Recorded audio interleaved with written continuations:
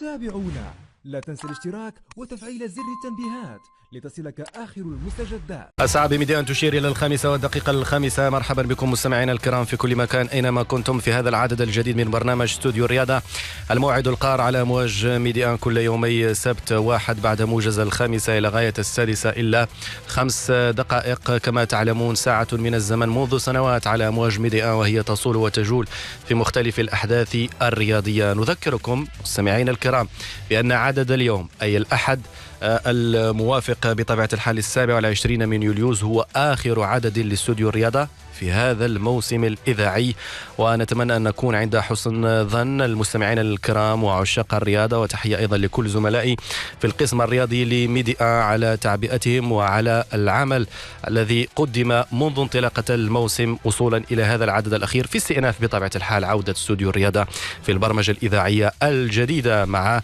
مستهل شهر شتنبر. أكيد في هذا العدد مستمعين الكرام الحدث البارز هو كأس إفريقيا للسيدات في نسخته 13 والذي عاد لنيجيريا بعد خسارة المنتخب المغربي بسيناريو مثير أمام نيجيريا وريمونتادا ب3 أهداف ل2.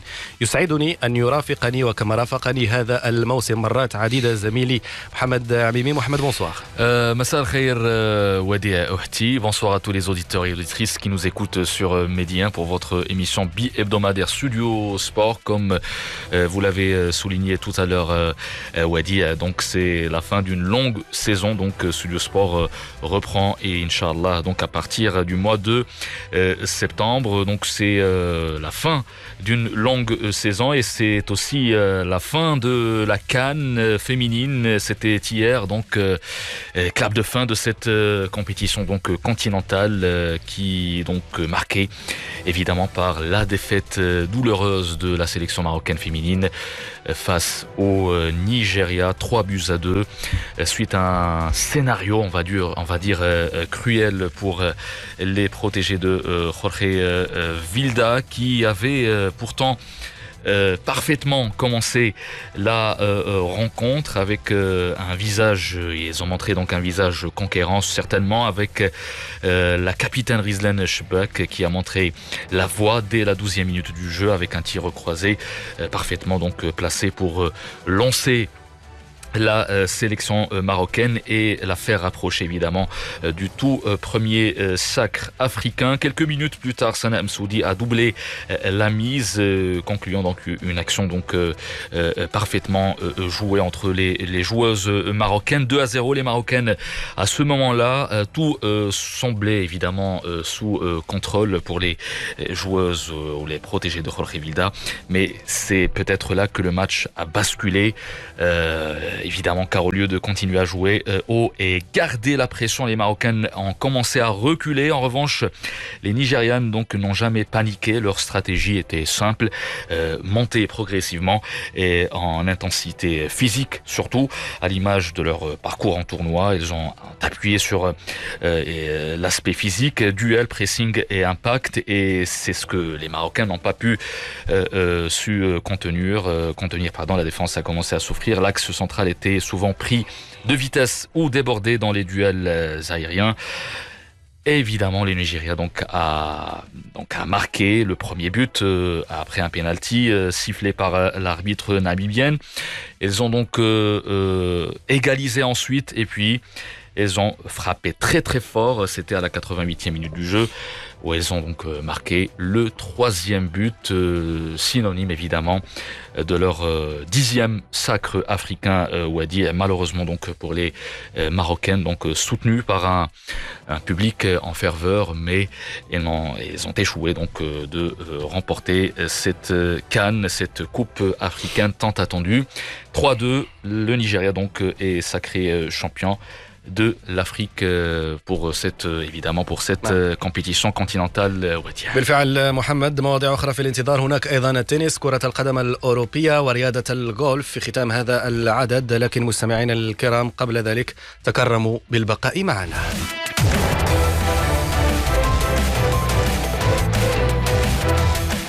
إذن من دون إطالة نبدأ في رصد ردود الفعل بعد نهائي الأمس بين المغرب ونيجيريا، الذي نذكر بأنه انتهى بفوز نيجيريا ب3 أهداف لهدفين. فقط للتصويب، لأن كنا قد ذكرنا في بعض التقارير السابقة على أن اللقب هو أن نيجيريا لديها 9 ألقاب، لكن بالعودة إلى التاريخ فنيجيريا لديها الآن اللقب 12. لماذا؟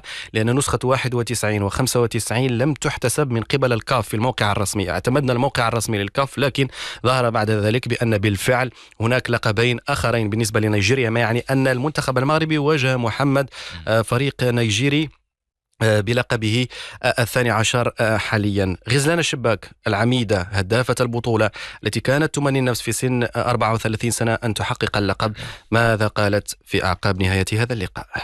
Vraiment درنا première mi-temps اللي vraiment extraordinaire mais deuxième mi-temps كنا بينالتي غير كل شيء شونجا الماتش كامل، وبحال هاد الفينال لي ديتاي كيلعبوا دور كبير، وحنا كنقولوا غنستافدوا بزاف من هاد الفينال هذا اللي صراحه انت عقصناها ومشات لينا. فريمون بغيت نقول للجماهير المغربيه سمحوا لنا بزاف باسكو درنا اللي علينا، درنا الجهد ديالنا كامل، ما يا ربي ما كتبش. نذكر بأن العاهل المغربي الملك محمد السادس هنأ لبؤات الأطلس بطبيعة الحال بما قدمهن إلى حدود الساعة، خاصة المردود الطيب والجيد للنخبة المغربية. دائما في إطار تحليل مباراة لبؤات الأطلس يوم أمس ضد منتخب نيجيريا، الآن نستقبل معنا بشكل مباشر الإطار المغربي المتخصص في كرة القدم النسوية سعادي الفراس. سعادي الفراس، مساء الخير. مرحبا بك أستاذي، مرحبا بكل متابعي الإذاعة الوفية ميديا تي في. إذن بالنسبة لك يعني ما هي أبرز العوامل والأسباب يعني التقنية المباشرة وغير المباشرة التي أدت إلى خسارة المنتخب المغربي لهذا اللقب؟ وقبل أن نعرج على الأسباب والعوامل التي أدت لخسارة اللقب لابد أن نقول ما هي الإيجابيات التي كانت وراء وصولنا للنهائي. يعني لابد أن ننوه بالعمل الجبار الذي قامت به الجامعة والعصبة واللاعبات بالوصول إلى هذا المحفل وإلى النهائي. ولا ننسى خارطة الطريق التي نهجها جلالة الملك سنة 2008 بالضبط، الرسالة التي كانت بالمناظرة الوطنية لكرة القدم والتي أعطت ثمارها، وهو ما نصل له الآن في الحصول على عدة تتويجات أو نهائيات أو تنظيمات. هذا إن دل على شيء دل بأنها خارطة الطريق نحو التألق والرفع من قيمة الرياضة داخل البلدية في الاتجاه الصحيح. ورجوعا إلى المقابلة في سلبياتها، كانت عدم مجاراة المقابلة، وخاصة في شوطها الأول عندما كنا متقدمين بهدف ل0، فكان من المفروض أن يتدخل الإطار الوطني في وضع تغييرات على التنظيم الخاص به للحفاظ على النتيجة، لأن هدف ل0 ليس كهدف ل0. وهنا كان من الأجدر له أن يحاول أنه ينظم الخطوط، وخاصة خط الدفاع ووسط الدفاع، وأن لا نبادر بالهجوم أكثر، لأن هذا نزف من قوى اللاعبات، خاصة بأن المقابل ضد غانا أخذت في 120 دقيقة بالإضافة لضربة جزاء، وهذا مخزون طاقي لقد تم نفاذه، بالإضافة لإصابة بعض اللاعبات وعلى رأسهم لاعبة المنتخب شبه غزلان التي تعاني من على مستوى لطوندو بأن عندها مشكل وما كملاش المقابلة مع غانا، إذا لاعبة تقاوم من أجل الظفر بالكأس. يعني هذه كل عوامل كانت تطلب تدخل طاقم تقني لضبط الإيقاع أو للتحكم في إيقاع المقابلة، وهذا هو الذي لم نراه. بالإضافة للتغييرات خاصة في الشوط الثاني لقد تأخر في تغييراته أو في وضع تغييراته، بالإضافة إلى أنه مرة ثانية يخطئ في إدخال العنصر المهم داخل المجموعة. يعني إضافة لاعبة الكاس في المقابلة وهي لاعبة يعني ليس بتجربة كبيرة في مقابلة نهائية، فهذا في حد ذاته يسبب نوع من الارتباك على مستوى الخطوط. بالإضافة لكن إذا سمحتي سي عادل فقط بالتفاعل معك، هناك من يدافع اليوم على فيلدا يقول بأن مستوى البديلات ليس بنفس مستوى الأساسيات، وبالتالي خورخي فيلدا لم تكن لديه خيارات كثيرة. حتى في المباريات السابقة هناك من قال بأن بالفعل بنك احتياط المنتخب المغربي لا يتوفر على لاعبات متميزات، يعني من أجل الزج بهن بطبيعة الحال في المباريات خاصة في الأشواط الثانية.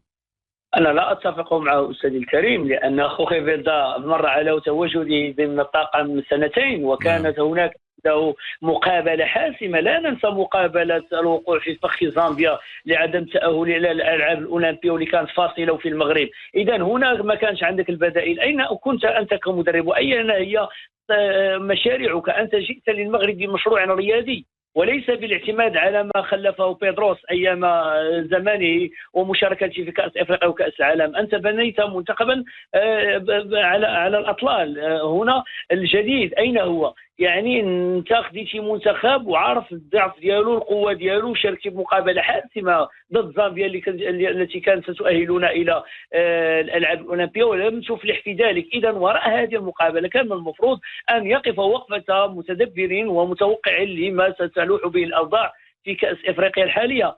بالإضافة إلى نحن سندخل على إقصائية كأس العالم، سندخل على كأس إفريقيا الماجي في 2026.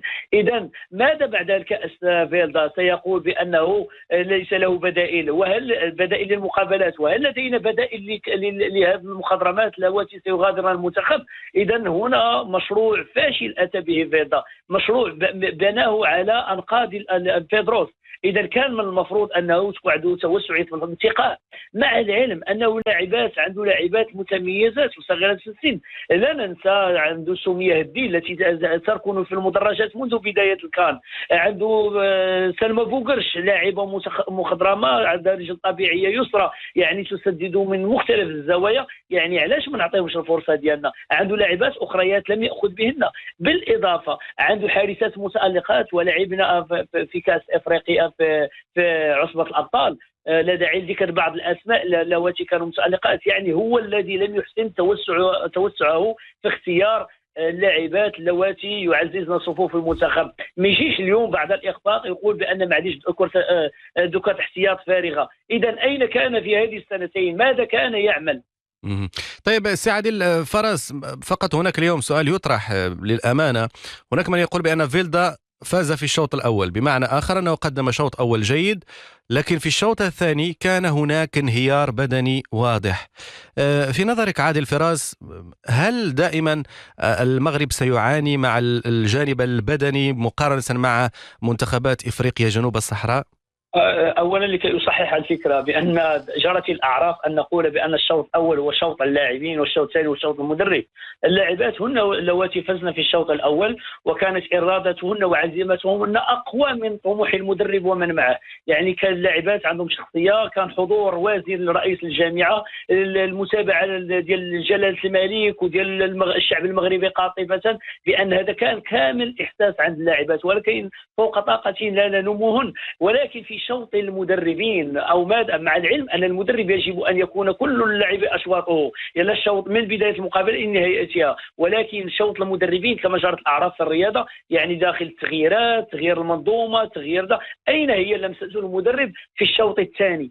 البدائل ليست بالمستوى. يعني ما يقولش لي ما عندوش بدائل. عنده سيام بوخامي كانت تلعب وسط ميدان دفاعي، عنده لاعبات اخريات كان يدج بهم وسط الميدان، كان يحافظ على التركيبه ويحافظ على التشكيل ويغير من المنظومه ديالو، كان ما يبقاش غادي في النهج الهجومي اكثر في الشوط الاول. بعد ما سجلنا هدفين كان من الاحرى انه يتريث ويعطي للاعبات نوع من الراحه في التحول في الكره وفي الضغط الهجومي، ويكتفي بسد المساحات واللعب بدون اخطاء الى ان يجاري المقابله باقل اضرار. مع العلم انه كان يقارع فريق او منتخب قوي يسجل عليك من انصف الفرص. منتخب نيجيريا الامس ربما قام بتنويم المقابله في بدايتها، وكان يعلم اسلحته خاصه على كره الاحتياط التي فاجانا بها، وكان له مكان الا وهو الفوز بهذا الكاس. اذا فيلدا هو له نسبه في هذه الهزيمه. بالنسبه للياقه البدنيه انا اتفق معك، ولكن لاحظنا بان كل المقابلات التي اجريناها في هذه الكاس وفي غيرها بان كانت اللاعبات ذات مقومات بدنيه، خاصه في الاعداد البدني كانوا هائلات، وهذا يشكر عليه المعد البدني. ولكن ملي لعبنا 120 دقيقه مع غانا هنا المشكله، يعني عمليه التشافي بالنسبه للاعبات والروتور دو كارم او الرجوع الى الاصل في الجسم تماما لم يكن صحيح. يعني كان هناك بعض الامور لم تكن بطريقتها، وعمليه الاستشفاء لم تكن صحيحه 100% لنقاوم منتخبا قويا متصافر الخطوط كنيجيريا. نعم. طيب الآن نتحدث عن معطى مهم جدا ويرتبط دائما بالمنتخب المغربي للسيدات. الكل يوم أمس تابع العديد من اللاعبات من كوادر النخبة المغربية. غزلان الشباك مثلا 34 سنة، عزيزة الرباح. يعني هذه الأسماء، أسماء التجربة بهذا السن الحالي، هل هن قادرات على كسب التحدي والرهان في النسخة القادمة أيضا في المغرب، وهذه المرة نسخة مؤهلة إلى كأس العالم؟ أستاذ الكريم، لا أخفيك سرا بأن ليس هناك بدائل يقومن مقامهن، لأن نقدروا غيكون صغير ديال 1-2% 3%، ولكن باش نقولوا غادي الشباك هي من أحد الدعائم ديال هذا المنتخب، وهي من لاعبات مخضرمات ومازال غنشوفوها في الاحتراف وغنشوفوها أقوى إن شاء الله الرحمن الرحيم. الجريدي التي أبلت البلاء الحسن في هذا الكأس وكانت من أحسن اللاعبات التي تلعب بدون كرة، يعني المتتبع لكرة القدم سيرى بأن جريدي قامت بأدوار خارقة داخل المربع ديال الخصوم، بأن تلعب بكرة تخرجهم من المساحات، تترك مساحات للشباك والمسودي على الاختراق، وهذا شيء اشياء لا يراها الا التقنيين. ولكن هاد اللاعبات واش عندنا خلف ديالهم باش نقولوا بانهم يعني وصلوا واحد السن. حقيقه انا اتفق معك بان السن المتقدم يمنعنا من العطاء اكثر خاصه على المستوى البدني، ولكن عز الرباح ذات 39 سنه فقامت بما قامت به، ولكن هل هناك بديل لها؟ الامس غيرت عزيزه الرباح ولكن البديله لم تكن في المستوى. يعني البدائل لابد ان تاخذ التجربه خلال هذا الوضع. يعني كنشوفوا المنتخبات الاخرى، منتخب السنغال الذي معدل العمر ديالو اللاعبات 19 سنه 20 سنه 21 سنه 17 سنه 18 سنه كاينه في المنتخب السنغالي، يعني منتخب اللي قادم بقوه. اذا نحن سنعاني مع هذه المنتخبات في المستقبل. الدورات سيكون يعني الطموح مع الخبره، ولكن الى اي حد سنظل راهنين هذه المجموعه. الرميشي ذات 35 سنه، مع العلم ان ليس لها بديل حتى في هذا الكاس. لا ما يمكنش تكون البديل ديالها هي الحارسه البديله ديالها داخل الجيش الملكي. هذا تناقض في حد ذاته في انتقاء ديال الحارسه. ما يمكنش تكون البديله ديالها اللي جات من فرنسا ولا من نراها حتى ولا نصف دقيقه في المقابله ولا نعرف اسمها، واتحدى ان ايا كان ان يقول لي الاسم ديالها. حارسه من فرنسا ومحترفه، كان من المفروض صداهي الرميشي واحسن منها، وهذا ما جرى معه عاد بيدروس الذي جاء بحارسه من كان الفرنسي ولعبت معنا كاس افريقيا ولعبت معنا كاس العالم وذهبت ولن تعود. وهذا التظاهره اللي سالت الامس لاعب حارسه من فرنسا ولم تلعب اي دقيقه لا المقابله الحبيه ولا الرسميه وستذهب ولن تعود. ومع العلم عندنا حارسات مخضرمات داخل البطوله الوطنيه ولهن قوه على تدبير وتسيير الفرق ديالهم ولعبوا عصبه الابطال.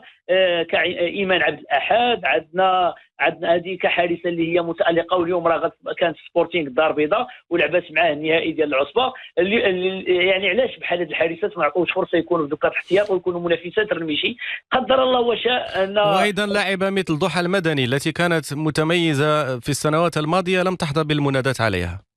إذا احنا نرجع هنا أستاذي للتشبيه. يعني لو ضحى المدني أعطيتها فرصة أنها تلعب مع هذا الجيل المخضرم وتأخذ حقها، يعني الكأس المقبلة في 2026 تكون ضحى المدني قوة هجومية لنا في المنتخب. إذا ضحى المدني تحول سهمها أو اتجاهها إلى كرة القدم المصغرة. كيف يعقل أن يكون لاعبات خضرمات قويات في عطائهن وفي بدايتهن أن نحول لهم المسار إلى توجه آخر، مع العلم أنهن يلعبن بطولة ديال كرة القدم النظام العام، ولكن من اللي كتقلب لهم التوجه ديالهم كتعطيهم كرة القدم المصغرة. حقيقة حنا لنا كأس افريقيا لكرة القدم المصغرة ولكن خسرنا مجموعة ديال اللاعبات. لا نقول غير ضحى المدني، بل هناك مجموعة لاعبات حتى الحارستان، حتى زينب زيزو كما يقال، اللاعبة اللي كانت في العيون والان راه في الجيش الملكي، وسط ميدان دفاعي وقوة ميدان وسط ميدان قوية. يعني علاش نحرموها من هذا الكأس؟ إذا جاء الوقت خاصة نسميو الأسماء بمسمياتها. اختيارات لم تكن في المستوى، انتقاء لاعبات كان فيه نوع من ارتجالية. حارسات لقينا حارسة هي احتياط ديال الحارسة ومعها في دوكا الاحتياط ديال المنتخب، يعني رفيقتها في الظل في أينما رحلت وارتحلت. بالإضافة أن عندنا حارسات اللي عطاو كثير للبطولة الوطنية. نعم. إذا هنا تغير البطولة الوطنية، إذا خيرات البطولة الوطنية لم نعطيها قيمة للظهور وإظهار البطولة. هذا في حد ذاته تضعيف للبطولة الوطنية. إذا فجاء الوقت لخص الناخب الوطني أو الناس المسؤولين عن المنتخب، لأنه تحت صرف الجامعة، أنهم يعطيوا واحد التوسعية في الانتقاء. نعم. اليوم احنا خايفين باش تكون عندنا مساحة فراغ أو فترة فراغ في هذا المنتخب، يعني باش نعيدوا تركيب قوه اخرى لمنتخب قوي يعني وصل للنهايه، فراه صعيب في ظل تغيير هذه المجموعه اللي كاين عندنا دابا. وحتى بقينا راهنين هذه المجموعه، اذا ما عمر الخلف غيكون عندنا، ولا درنا الخلف اذا ما غادي نقولوا الصحوه ديالنا الى 2030 ولا 2034. يعني بعجاله في ظرف دقيقتين، في اخر سؤال، هل ربما نتيجه اليوم مره اخرى تطرح سؤال التكوين داخل الانديه المغربيه، وان العصبه الاحترافيه لكره القدم النسويه ينتظر عمل كبير رفقه الانديه لابراز التكوين من جديد والابتعاد عن مدرسه واحده وهي مدرسه الجيش الملكي؟ هو التكوين هو شر لا بد منه، وبالرجوع للجيش الملكي. الجيش الملكي ليست فريق مكون وانما فريق مجمع، يجمع احسن المواهب سواء اقل من 13 عام 15 عام، حتى اللاعبات اللي كاينين دابا. ولكن ملي كنجيو للتكوين استاذي الكريم، لابد من اعطاء الفرق المرجعيه الحق في تجميع المواهب داخل المؤسسات التعليميه. اليوم ولات عندنا وزاره موحده بين الشباب والرياضه والتعليم، يعني هنا ندخلوا المؤسسات، نديروا شراكات، نجيبوا منقبين، نجيبوا مكونين، نحاولوا نعطيو قيمه للمنقب الريادي الحقيقي، المكونون نحاولوا نترفعوا على الانا، ما نبقاوش نقولوا بان ايا كانت نعطيوها للبنات الصغار. هذوك البنات الصغار ديال اقل من 15 سنه اللي كان يقابلهم، ولكن مستقبل كره القدم سيكون في خبر كان، لان هذاك المكون وهذاك المنقب الا ما كانش عنده شخصيه وما عندوش بيداغوجيات للتلقين والتكوين والتعليم، سيكون التكوين عندنا في خبر كان. اليوم حنا البطوله الوطنيه في عهدها الجديد، في البطوله القادمه سيكون عندنا فريق ديال اقل من 19 سنه، يعني فريق رديف اللي غيبدا يلعب بطوله حتى هو وطنيه، وغيكون عندنا فريق ديال اقل من 16 سنه. هذا بالنسبه للقسم الوطني الاول، وبالنسبه للقسم الوطني الثاني غيكون عندهم فريق ديال اقل من 17 سنه. ولكن واش هذا هو السن ديال التكوين؟ السن ديال التكوين خاصنا نجيبوا اللاعبات الموهوبات ديال 12 عام و13 عام باش نكونوهم. ملي كنا كنكونوا الجريدي والشباك وبوخامي، هادو راه بداو عندهم 9 سنين 10 سنين، باش وصلنا لهذا الجيل اللي الناس كتفرج فيه في 2022 وفي 2025 بانهم كيلعبوا النهائي. اذا راه التكوين زائد الاستمراريه في التكوين، زائد المواكبه والمصاحبه، زائد توفير ظروف صحيه وجيده للتكوين. لابد رساله اخرى لرؤساء المجالس المنتخبه بان احداث ملاعب، ماشي ملاعب القرب للترفيه وليست للتكوين، ما فيها مرافق، ملاعب صغيره، على الاقل نديروا ملاعب ديال الجؤناف باش نحاولوا نساعدوا المواهب على التكوين وعلى العطاء، ونحاولوا نساعدوا الفرق المرجعيه او الجمعيات البسيطه، لان هي اللي كتكون. وحاجه اللي هي مهمه، الانديه الكبرى لابد ان تخلق شراكات مع الجمعيات البسيطه اللي تنقب عنها عن المواهب وتدعمها ماديا ومعنويا لاعطاء خلف جديد لهذا البلد الحبيب. Voilà, c'était donc Adil Faras, technicien marocain spécialisé dans le football féminin, qui répondait évidemment donc à Wadi, notre collègue. Hier, donc c'était un scénario, on va dire, frustrant pour la sélection marocaine qui a perdu sa deuxième finale consécutive après celle de 2022, perdue face à l'Afrique du Sud. Les protégés de Jorge Vilda n'ont pas pu gérer l'intensité physique imposée par la sélection nigériane, donc qui a fini par renverser la tendance et donc revenir au score, évidemment, égaliser 2-2 et puis marquer le troisième but dans les filets marocains. Donc score final 3-2 pour le Nigeria, qui a remporté donc on va dire son 12e titre continental. Les Marocains donc auront l'occasion évidemment de se rattraper lors de la prochaine Coupe d'Afrique des Nations qui aura lieu toujours au Maroc. 17h passées de 28 minutes sur Medi 1. On cède la place évidemment à l'information pour le flash d'information de 17h30.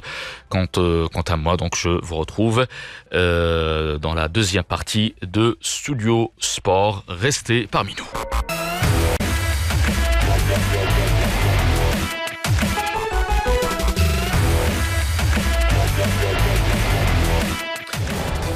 « 17h passées de 33 minutes sur Medi 1 pour votre émission bi-hebdomadaire Studio Sport. On est ensemble jusqu'à 18h pour parler de l'essentiel de l'actualité sportive, football, tennis et sans oublier le golf avec la Coupe du Trône qui démarre demain, lundi à Tanger. On va en parlait tout à l'heure. La première partie a été consacrée évidemment à la défaite de la sélection marocaine féminine. C'était hier en finale de la Coupe d'Afrique des Nations. C'était face au Nigeria, donc une équipe très athlétique qui nous a posé beaucoup de problèmes.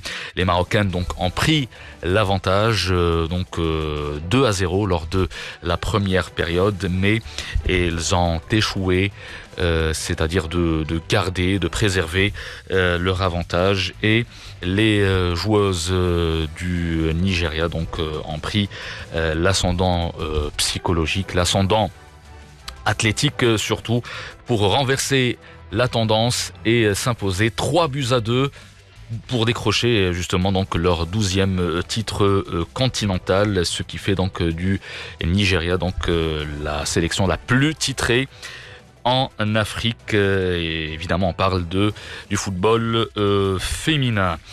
On laisse donc le football africain de côté pour parler football européen et ce sujet qui s'impose évidemment, ce climat on va dire tendu entre Ter Stegen, le portier du Barça, et son club catalan, le portier allemand en délicatesse avec son dos, devrait subir une nouvelle intervention chirurgicale dans les semaines à venir. Mais au-delà de l'aspect médical, c'est la relation entre le joueur et le club qui semble se refroidir. Gestion du dossier, communication à venir. Et son avenir au Barça, les zones d'ombre s'accumulent entre les deux parties. On fait le point tout de suite avec l'analyse de David Lortolari, le consultant du football européen pour Média. Qu'elles sont devenues compliquées, les relations entre le gardien international allemand Marc-André Ter Stegen et son club du FC Barcelone. Ça fait une décennie que Marc-André Ter Stegen, une dizaine d'années, qu'il est fidèle à ce club-là et vice-versa. Et les relations sont en train de s'envenimer. Il y a évidemment une échéance essentielle pour le gardien du Barça en 2026, la Coupe du Monde. Maintenant que Manuel Neuer a pris du recul, est en semi-retraite internationale, on va dire, eh bien Marc-André Ter Stegen sent que c'est son tournoi qui arrive en 2026. Donc bien sûr, il veut jouer régulièrement, il veut être titulaire dans un grand club. C'est aussi une des exigences de Julian Nagelsmann, le sélectionneur, qui n'a pas fait mystère auprès de tous ses joueurs, le sélectionneur de la Mannschaft, le sélectionneur de l'équipe nationale allemande, qui n'a pas fait mystère auprès de tous ces joueurs que on devait jouer régulièrement et on devait avoir du rythme si l'on souhaitait prétendre à disputer le mondial en 2026, le mondial des nations, bien sûr, le plus prestigieux. Et donc Marc-André Ter Stegen, aujourd'hui, il est en difficulté, il est dans une situation compliquée parce que son club est en train de vouloir petit à petit, sinon se séparer de lui, du moins le remplacer par un autre gardien. Et forcément, le gardien de but allemand le vit mal. Il a besoin de jouer, il a besoin d'être titulaire. Va-t-il devoir quitter le Barça? C'est maintenant ce qui est presque le plus probable. Le problème, c'est qu'il fait état d'une blessure au dos qui nécessite des semaines, voire quelques mois de convalescence, une opération. Peut-être aussi avec cette blessure au dos, et le Barça est embêté lui aussi. C'est un jeu de dupes, peut-être. Il y a de la mauvaise foi, peut-être aussi, mais on peut accorder à Marc-André Ter Stegen le bénéfice du doute. Blessure au dos, joueur indisponible pour un moment, et donc impossibilité pour le Barça de monnayer aussi le transfert, parce que Marc-André Ter Stegen est sous contrat, un contrat solide, un contrat durable, et la situation est compliquée. Voilà, Marc-André Ter Stegen est un gardien qui a appris à encaisser les coups, à avaler des couleuvres, comme on dit aussi, c'est-à-dire que il a de l'orgueil, certes, mais il avait accepté qu'il était le numéro 2 derrière Manuel Neuer. Il avait poursuivi son épanouissement, convaincu de sa qualité en étant gardien en Allemagne d'abord, puis au Barça, avec des prestations solides. Et c'est son moment, c'est son heure, la saison 2025-2026. Et là, en ce moment, la situation est un peu absurde, un peu surréaliste, avec un gardien qui doit s'imposer, qui doit montrer qu'il peut rester le numéro 1, mais qui, blessé, ne peut pas jouer, ne peut pas s'entraîner. Et le Barça, de son côté, lui aussi est gêné. Donc c'est une situation compliquée qui ne semble pas avoir de solution à très court terme. Est-ce qu'un transfert est possible en la période de blessure et d'absence de Ter Stegen? C'est pas une évidence. Est-ce qu'un club sera prêt à accorder une place de titulaire à un gardien qui est durablement blessé au dos, c'est aussi une question. Voilà, c'est un dossier épineux, encore un dossier épineux à gérer pour le FC Barcelone. Et pressenti sur le départ depuis l'arrivée de Juan Garcia et la prolongation de Chesney. Ter Stegen semble dans une impasse à la suite d'une série de blessures. La saison dernière, par exemple, il a disputé que 9 matchs avec le club catalan à cause d'une rupture du tendon rotulien du genou droit. L'international allemand avait par ailleurs subi une première opération au dos en décembre 2023. Reste à voir si un départ sera envisagé cet hiver pour le gardien donc de 33 ans sous contrat avec le club espagnol jusqu'en juin 2028.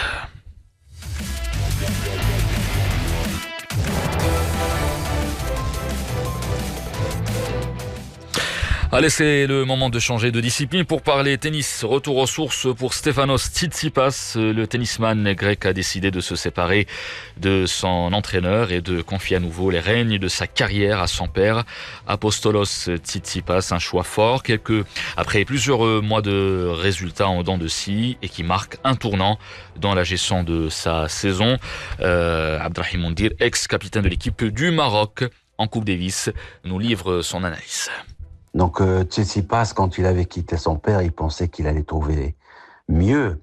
Mais c'est très difficile. Quand on avait parlé de la séparation, quand il avait attaqué le travail, j'ai dit, j'espère que ça va durer longtemps. Parce que Tsitsipas, pour qu'il soit plus fort, il a besoin de quelqu'un qui lui dise la vérité. Pas quelqu'un qui va lui caresser le poil dans le bon sens.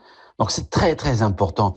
L'avantage qu'il avait avec son père, c'est que son père jouait le rôle de l'entraîneur parce qu'il a des diplômes d'entraîneur et jouait le rôle du coach parce qu'il a cette dimension de pouvoir le connaître, de lui parler mentalement, de lui parler relations extérieures et relations intérieures. Donc c'est cette dimension qui lui manque. Alors que Ivanisevic, c'est quelqu'un et d'ailleurs les sorties qu'il a faites, c'est inadmissible. Tu peux pas attaquer ton joueur. Bien sûr, ça, c'est, comme on dit dans notre jargon, le linge sale doit se laver à l'intérieur. Tu peux pas déclarer à tout le monde qu'il est pas préparé, qu'il est pas fort, qu'il est pas bon, qu'il serait pas fort. C'est inadmissible. Quand il dit qu'il a jamais vu un joueur aussi mal entraîné que lui, c'est une déclaration de divorce. Et heureusement que Tsitsipas, c'est quelqu'un de gentil parce qu'il lui a pas répondu. Il a dit, on a passé du bon moment. Donc ça se dit pas. Donc ça rentre pas dans la dimension du coaching. Coaching, il doit le protéger. T'as envie de lui passer un savon. Alors tu rentres à la maison et tu dis, maintenant, tu te mets là en face de moi et tu m'écoutes. Et je vais te dire tes cas de vérité. Mais les balancer à l'extérieur, ça ne marche jamais. C'est très, très, très, très rare que ça marche. Selon mon expérience, mon vécu dans ce monde, même dans le football, dans tous les sports, même en famille, il vaut mieux prendre la personne en face, quelque part, dans quatre murs, et lui dire c'est vérité. Alors maintenant, le connaissant, parce qu'on le connaît très bien, on le suit depuis son passage à Oujda où il avait gagné le tournoi du double. On connaît bien Tsitsipas, on connaît très bien son père. D'abord, la première des choses pour qu'il se concentre davantage sur le tennis, c'est il paraît qu'il y a eu une séparation entre lui et Bedoza, l'Espagnol. Donc ça va lui permettre de se concentrer davantage sur le tennis. Et après, pour qu'il réussisse, s'il a vraiment envie de réussir, il va falloir qu'il fasse appel à son père parce qu'il est le seul à le connaître très très bien et le seul à pouvoir lui dire ses cas de vérité parce que il arrive à jouer le rôle de l'entraîneur et du coach et en même temps, ça reste un élève et non pas un client.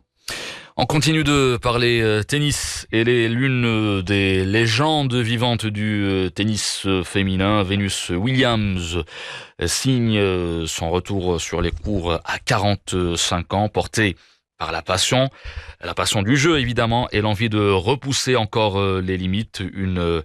On va dire une reprise symbolique qui suscite admiration et respect dans le monde du sport. On écoute à ce propos l'analyse de Abdrahim Moundir, l'ex-capitaine de l'équipe du Maroc en Coupe Davis.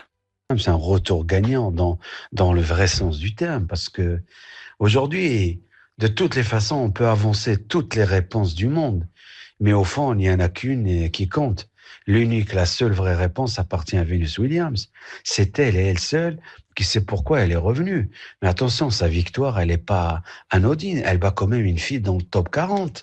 Elle bat l'américaine Peyton Steele, 6-3, 6-4, qui est quand même 35 mondial pour être précis.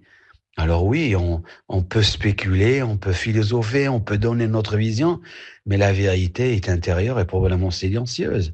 Alors cela dit, il y a des pistes, des raisons, des vérités humaines, tout en sachant que c'est qu'un match. Alors quand on la voit, quand on la regarde, elle a pris un peu de joue alors qu'elle, que c'était la gazelle, elle n'avait pas un gramme. Mais voilà, d'abord, il est très très difficile pour un joueur ou une joueuse de se retrouver une vie ou de retrouver une vie normale après une longue carrière. Le vide était immense. Je crois que la plus grande raison, c'est l'amour du jeu, la passion pour cette balle jaune, l'amour pur, le tennis dans les veines. Dans sa tête, dans son cœur, elle est encore une enfant qui veut aller taper la balle.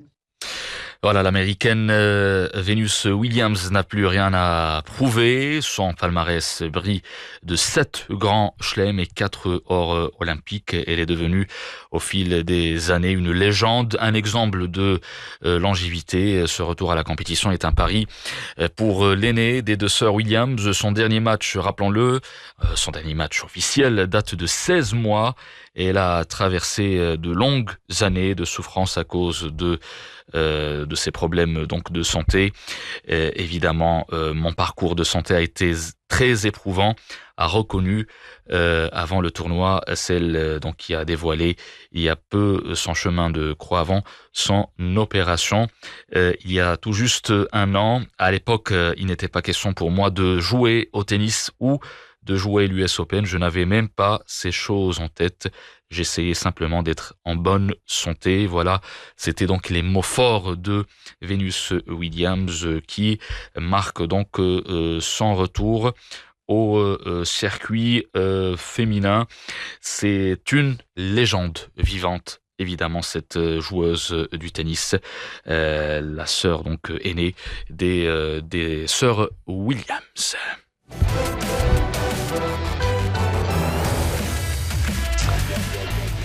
Il est temps de parler golf, évidemment, avec cet événement phare du calendrier golfique au Maroc, la Coupe du Trône qui signe son grand retour. Et pour sa 20e édition, c'est le nord du royaume qui accueille à partir de demain la compétition direction Tanger et plus précisément le Royal Country Club, l'un des plus anciens parcours d'Afrique, chargé d'histoire et surtout de prestige. Un retour également au format initial par équipe régionale qui donne à cette édition une saveur toute particulière. Pour en parler, nous recevons évidemment Jalil Benazouz, président du tournoi et président de la commission des événements à la Fédération royale marocaine de golf, qui nous parle de la symbolique de ce retour dans le nord du royaume pour cette Coupe du Trône. Absolument. Il faut rappeler que le Royal Country Club de Tanger est le premier parcours de golf qui a été ouvert au Maroc. Ça fait déjà plus de 100 ans, en 1916, et on a fêté dernièrement le centenaire. Et évidemment, ça a toujours été un parcours que la fédération a privilégié en organisant des compétitions régulièrement. Et là, après quelques années, je crois que la dernière fois que la Coupe du Trône a été organisée, c'était en 2014. Nous sommes revenus parce que cette compétition a été voulue par Son Altesse Royale, notre président, donc le prince Mohammed VI, le président de notre fédération. C'est une compétition qui est itinérante, tout simplement pour montrer et encourager les différents clubs du royaume en les visitant avec une compétition pareille, puisque tous les clubs du Maroc vont se retrouver pendant une semaine pour aller chercher le titre de meilleur club de l'année. Et donc, cette année, oui, effectivement, il a été décidé de revenir à Tanger, ce qui a permis aux dirigeants du club d'œuvrer pour nous préparer le parcours dans les meilleures conditions possibles. Je sais que ce travail est fait depuis quelques mois déjà, puisque nous avons visité régulièrement le club pour pour voir un peu comment ça se passe et si tout va bien. Et donc le parcours va être préparé vraiment à la perfection pour que les meilleurs joueurs du Maroc puissent s'y confronter. Monsieur Jalil, alors cette année le format revient à une formule, on va dire, plus élitiste, si j'utilise bien le mot, avec seulement 12 clubs participants. Qu'est-ce qui a motivé ce choix et quel impact cela peut-il avoir sur le niveau de la compétition, monsieur Jalil? Donc, tout simplement parce que nous, la fédération est en perpétuel, mouvement. C'est-à-dire que là, depuis cette année, nous allons organiser plusieurs interclubs qui vont intéresser les différentes catégories d'âge. Alors, nous parlons des juniors, par exemple. Leur format Coupe du Trône va être organisé. Ça se rappellera l'interclub junior et sera organisé à Casa au Palm Golf. Les seniors, il ne faut pas les oublier, les joueurs qui ont plus de 50 ans, eux vont être aussi... nous avons déjà organisé leur Coupe du Trône à Dar es Salaam au début de l'année. Et donc là, on passe aux élites, puisque la Coupe du Trône, la véritable Coupe du Trône aujourd'hui concerne les meilleurs joueurs du Maroc. Et alhamdoulilah, depuis quelques années, nous avons développé plusieurs joueurs de haut niveau et chaque club aujourd'hui dispose d'équipes très performantes. Et donc, vous allez retrouver les 12 clubs où les meilleurs joueurs évoluent et ça sera vraiment du jeu de haut niveau. Vous allez avoir nos meilleurs joueurs qui sont souvent à l'étranger en train de faire leurs études et de continuer à jouer dans le golf universitaire aux États-Unis. Vous aurez Adam Bresmur, Hugo Mazen Prometer, Sophia Skalli, et j'en passe. Je m'excuse auprès des joueurs et joueuses que je vais oublier. Mais là, vraiment, cette semaine de Coupe du Trône, la Coupe du Trône concerne les meilleurs joueurs et joueuses du Maroc et ils seront là tous à Tanger cette semaine pour défendre les couleurs de leur club. Inch'Allah. Alors, j'aimerais évoquer avec vous, Monsieur Jalil, la logistique. Quels sont les dispositifs mis en place pour faire de cette 20e édition de la Coupe du Trône une réussite à la hauteur de l'événement sur les plans organisationnels, médiatiques ou encore sportifs? Écoutez, nous, à la Fédération, nous n'ignorons aucune compétition, qu'elle soit internationale ou nationale.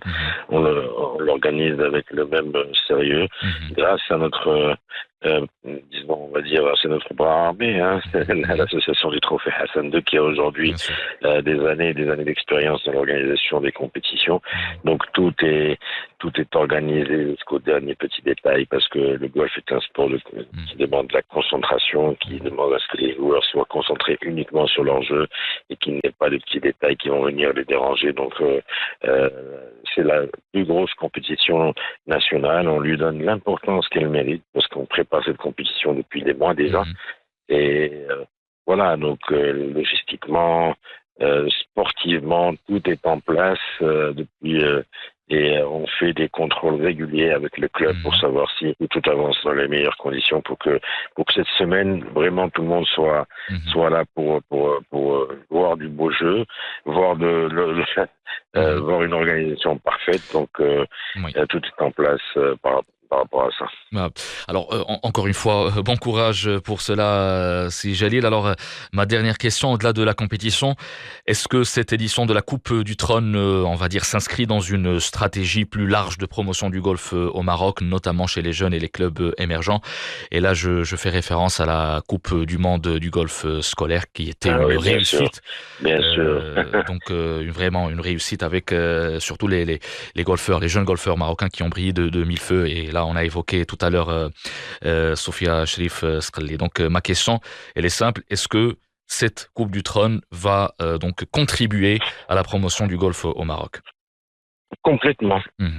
Complètement, Mohamed, parce que, vous savez, c'est une sorte de pyramide qui commence au plus jeune âge et qui va vers l'élite. Disons que la Coupe du Trône, si on imagine une pyramide de compétition, elle est au sommet de la pyramide. C'est le Graal que vont chercher tous les joueurs et que tous les joueurs, alors vous savez, comme je vous ai dit tout à l'heure, il y en a plusieurs qui évoluent à l'étranger, qui ont des compétitions qui peuvent les appeler, les inviter à venir, mais ils vont préférer venir jouer la Coupe du Trône pour aller chercher ce titre national qu'ils vont pouvoir garder une année Moi, j'invite plutôt les spectateurs, les gens qui connaissent le golf et ceux qui ne le connaissent pas à venir à Tanger, regarder cet engouement, comment dire, il y a vraiment une sportivité, les joueurs se donnent à fond comme dans tous les autres sports, et la dernière journée est juste extraordinaire. On voit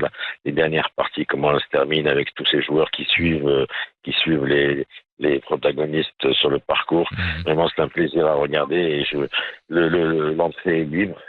Et j'espère que les gens qui sont souvent en vacances au nord du Maroc ont un petit crochet par le Royal Country Club de Tanger, qui est aussi un emplacement historique qu'ils peuvent venir visiter en même temps. Et en même temps, regarder, découvrir ce sport, pourquoi pas. Ils auront plusieurs personnes qui peuvent les renseigner, qui peuvent leur même faire des initiations de golf. Vraiment, on souhaiterait qu'il y ait beaucoup de monde pendant cette semaine pour venir voir ce spectacle. Inch'Allah, Jalil Ben Azzouz, on a souligné avec vous la symbolique du lieu, le Country Club de Tanger. On a parlé aussi des enjeux sportifs de cette Coupe du Trône, sans oublier évidemment le côté logistique et l'évolution de la compétition. Et enfin, on a parlé de la vision à long terme et les retombées sur la pratique nationale. À savoir que cet événement, cette Coupe du Trône, donc, va contribuer à la promotion du golf au Maroc. Monsieur Jalil Ben Azzouz, je rappelle que vous êtes le directeur de la commission des événements au sein de la Fédération royale marocaine de golf. Merci d'avoir répondu à nos questions. Le président de la commission d'organisation des événements, et pendant cette semaine, je serai le directeur du tournoi. Voilà. Et le directeur du tournoi, évidemment, sans oublier cela. Merci beaucoup, monsieur Jalil. C'est un plaisir de vous parler. Voilà, merci Jalil Ben Azzouz, donc le président du tournoi, la Coupe du Trône qui démarre demain. Lundi, c'est le Royal Country Club de Tanger qui s'apprête à accueillir cette 20e édition, prévue du 28 juillet au 2 août 2025, donc sur l'un des plus anciens golfs du royaume. La compétition devrait retrouver son ancien format puisque l'accès a été réduit à 12 clubs d'élite seulement. 17h passées de 55 minutes sur Medi 1, c'est la fin de Studio Sport. Merci pour votre écoute, pour votre fidélité. On se retrouve, Inch'Allah, donc en septembre prochain pour la nouvelle saison de Studio Sport. D'ici là, portez-vous bien.